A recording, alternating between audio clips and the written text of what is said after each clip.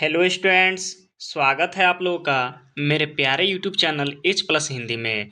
तो स्टूडेंट्स, पिछले वीडियो में हम लोग दो कहानी के सभी ऑब्जेक्टिव प्रश्नों का हल कर लिए थे।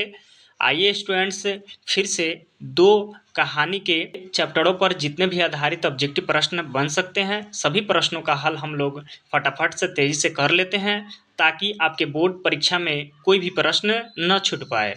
तो स्टूडेंट्स, आज का हम लोग का चैप्टर होने वाला है 11 चैप्टर हंसते हुए मेरा अकेलापन, जो कि मल्य जी के द्वारा लिखा गया है। उसके बाद अगला चैप्टर होगा तिरिक्ष, जो कि उदय प्रकाश जी के द्वारा लिखा गया है।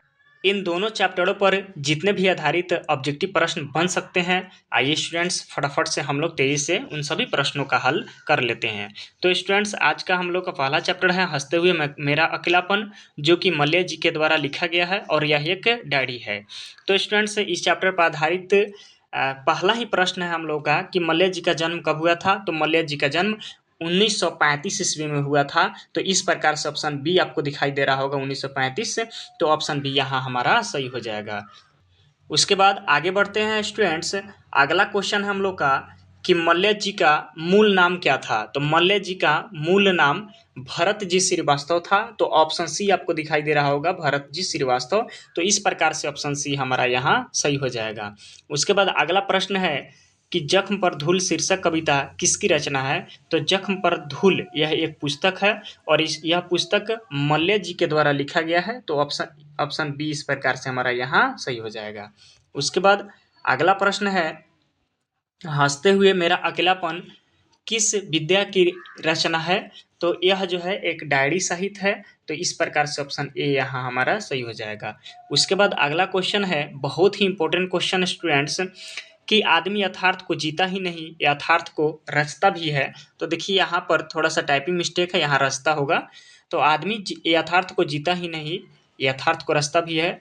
यह पाठ यह जो है लाइन किस पाठ से लिया गया है। तो यह मेरा हंसते हुए मेरा अकेलापन, जो कि मल्य जी के द्वारा रचना किया गया है। तो इस प्रकार से ऑप्शन सी यहाँ हमारा सही हो जाएगा। उसके बाद अगला क्वेश्चन है स्टूडेंट्स कि मल्य जी किस विषय में एमए किए हुए थे। तो मल्य जी एमए की डिग्री किस विषय पर। तो अंग्रेजी विषय में एमए की डिग्री लिए हुए थे। तो आइए आगे बढ़ते हैं हम लोग। अगला क्वेश्चन है कि मल्य जी का मूल नाम क्या था। तो मल्य जी का मूल नाम भरत जी श्रीवास्तव था। तो इस प्रकार से ऑप्शन बी यहाँ हमारा सही हो जाएगा।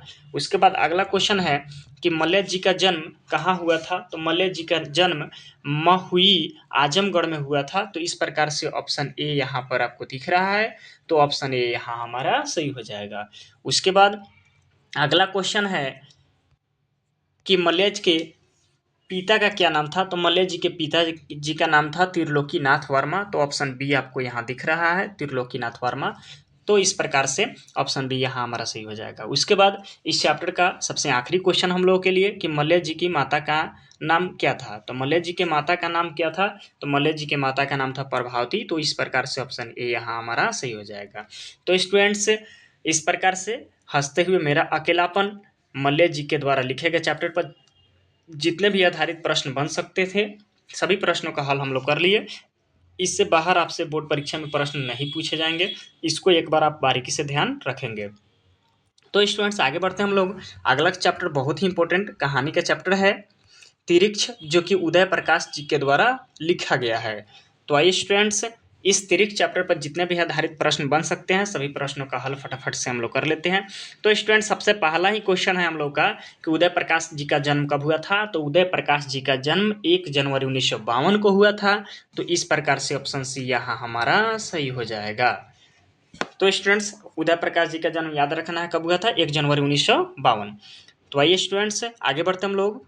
अगला क्वेश्चन है कि उदय प्रकाश का जन्म कहाँ हुआ था। तो उदय प्रकाश जी का जन्म हुआ था सीतापुर मध्य प्रदेश। तो ऑप्शन ए यहाँ हमारा सही होगा, सीतापुर मध्य प्रदेश।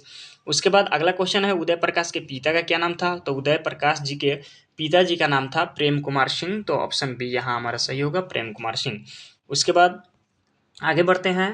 अगला क्वेश्चन है हम लोग का कि तिरिक्ष शीर्षक पाठ में लेखक के पिताजी कितने साल के थे। तो तिरिक्ष शीर्षक पाठ में लेखक के पिताजी कितने साल के थे। तो 55 साल के। तो ऑप्शन सी यहाँ हमारा सही होगा, 55 साल। उसके बाद अगला क्वेश्चन है कि उदय प्रकाश की माता का क्या नाम था। तो उदय प्रकाश के माता जी का नाम था गंगा देवी, तो गंगा देवी ऑप्शन बी यहाँ हमारा सही हो जाएगा। उसके बाद अगला क्वेश्चन है कि तिरिक्ष किसका प्रतीक है? तो तिरिक्ष किसका प्रतीक है? तो एक विषैला और भयानक जंतु का। तो तिरिक्ष एक विषैला और भयानक जंतु का प्रतीक था, तो यहाँ ऑप्शन ए हमारा सही हो जाएगा।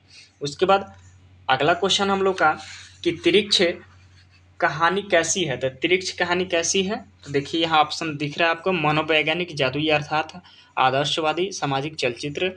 तो तिरिक्ष कहानी एक जादुई यथार्थ की कहानी है, तो यहाँ ऑप्शन बी हमारा सही हो जाएगा। उसके बाद अगला क्वेश्चन है कि दरियाई घोड़ा के लेखक कौन है? तो दरियाई घोड़ा के लेखक है उदय प्रकाश जी, तो इस प्रकार से ऑप्शन सी यहाँ हमारा सही हो जाएगा। उसके बाद अगला क्वेश्चन है कि तिरिक्ष क्या है? बहुत ही ज़्यादा इंपॉर्टेंट क्वेश्चन, चूंकि तिरिक्ष चैप्टर पढ़ने के बाद भी नहीं पता चलता है कि तिरिक्ष आखिर क्या था। तो तिरिक्ष एक छिपकली की तरह, जिसको जो है हम लोग लिजार्ड इंग्लिश में बोलते हैं, तो यह एक जहरीला छिपकली की तरह था, छिपकली की तरह। तो ऑप्शन ए यहाँ हमारा सही होगा, जहरीला लिजार्ड। ठीक है।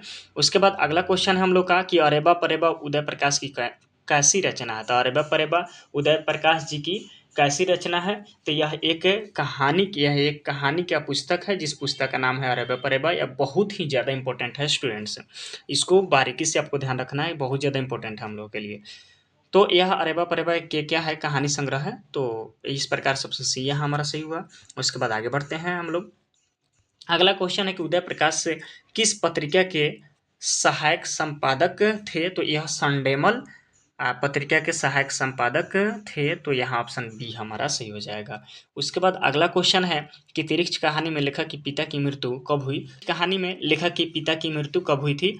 तो तिरिक्ष कहानी में लेखक हमारे उदय प्रकाश जी के पिताजी का मृत्यु हुआ था 6:15 बजे, तो ऑप्शन डी यहाँ आपको दिख रहा होगा, चूंकि 5 बजे भी है, 6 बजे है, 7:15 बजे है, 5:15 बजे है, 6:15 बजे। तो आपको ध्यान रखना है कि इनके पिताजी का मृत्यु कब हुआ था, तो 6:15 बजे। तो ऑप्शन डी यहाँ हमारा सही हो जाएगा। उसके बाद आगे बढ़ते हैं। अगला क्वेश्चन है कि तिरिक्ष शीर्षक में लेखक ने पिता की मृत्यु कैसे हुई? सॉरी, यहाँ पर जो है ने नहीं होगा, के होगा। लेखक के पिता की मृत्यु कैसे हुई थी? तो बुखार से, सांप के काटने से, गैंग्रीन से, तिरिक्ष काटने से। तो पूरा चैप्टर तिरिक्ष पर ही आधारित है, तो यहाँ हमारा क्या हो जाएगा? तिरिक्ष के काटने से, तो ऑप्शन डी यहाँ हमारा सही हो जाएगा। उसके बाद आगे बढ़ते हम लोग। अगला क्वेश्चन है कि तिरिक्ष पाठ क्या है? तो तिरिक्ष पाठ है एक क्या है? कह रहा है कहानी है, निबंध है, डायरी है, आत्मकथा है। तो तिरिक्ष पाठ है क्या है? कहानी है, तो ऑप्शन ए यहाँ हमारा सही हो जाएगा। उसके बाद इस चैप्टर का सबसे आखिरी क्वेश्चन हम लोग के लिए कि लेखक किसके साथ तिरिक्ष की खोज कर रहे थे? तो देखिए चैप्टर यदि आप पढ़े होंगे, बहुत ही ज़्यादा इंपॉर्टेंट क्वेश्चन है हम लोग के लिए, हो सकता है कि 2025 में पूछा जा सके।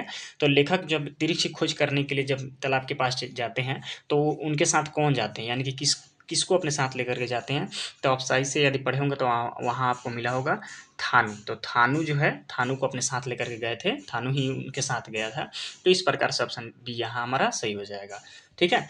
तो इस प्रकार से दोनों चैप्टरों पर, चैप्टर 11 और 12 पर जितने आधारित प्रश्न बन सकते थे, सभी प्रश्नों का हल हम लोग कर लिए। तो इस प्रकार से जो है आप लोग को जो है मेरे तरफ से जो है आज के लिए धन्यवाद। फिर हम लोग मिलेंगे, एक और चैप्टर बच रहा है हम लोग का, और शिक्षा, जो कि जे कृष्णमूर्ति जी के द्वारा लिखा गया है। तो फिर इसके बाद वाले वीडियो में हम लोग उस चैप्टर का भी जो है ऑब्जेक्टिव प्रश्नों का सभी प्रश्नों का हल हम लोग कर लेंगे। तो तब तक के लिए आप लोग को वीडियो में बने रहने के लिए जो है मेरी तरफ से धन्यवाद। वीडियो यदि आपको अच्छा लगा हो तो एक बार वीडियो को लाइक कीजिए, अपने दोस्तों के साथ शेयर भी कीजिए।